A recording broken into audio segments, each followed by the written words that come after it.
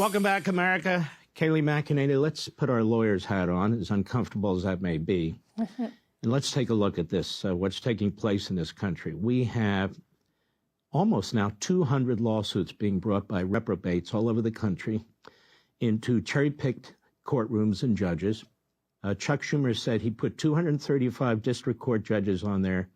Progressives, he called them, not constitutionalists, progressives, to thwart Trump should Trump get elected. So this is a real shame that's taking place. So President Trump says, look, I'm going to follow their orders, but we're going to appeal them. The Department of Justice is saying, we're going to fight this. They don't have the right to do these things.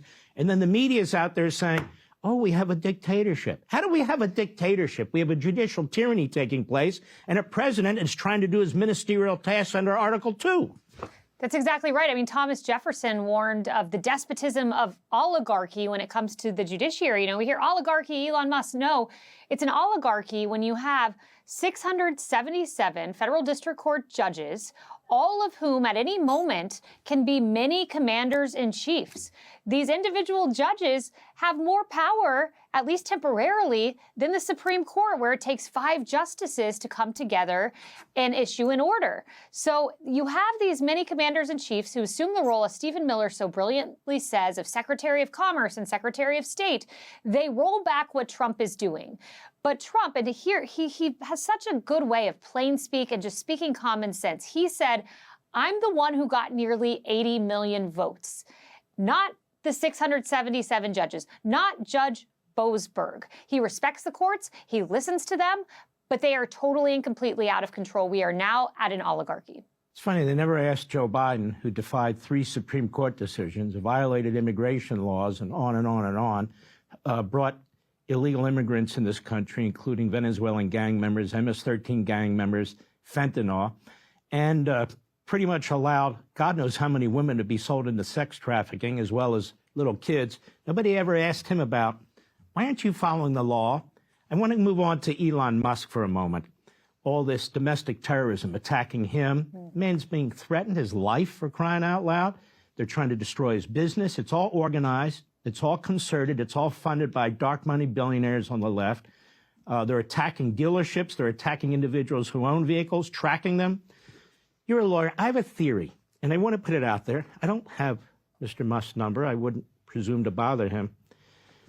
Why don't his lawyers think about taking their own action? I'm thinking of a massive tortious interference case. That is, they're interfering with his business. They're interfering with third parties. They say they're trying to destroy it. Speech and debate clause doesn't cover members of Congress who go out of Congress and are talking about destroying another business. They don't have that immunity anymore. How about taking these people on civilly as well as criminally?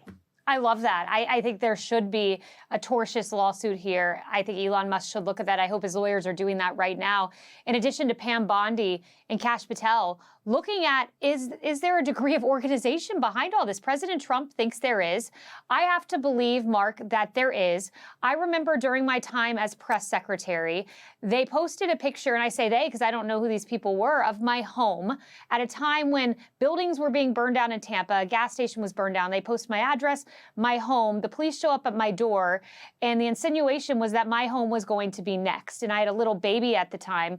This was just one isolated incident. They called my dad's business. They called my uncle's business. They called my sister's track coach. They called the high school I went to. They called my mother and said I was the C word, and they hoped that I got cancer. They called me. Wow.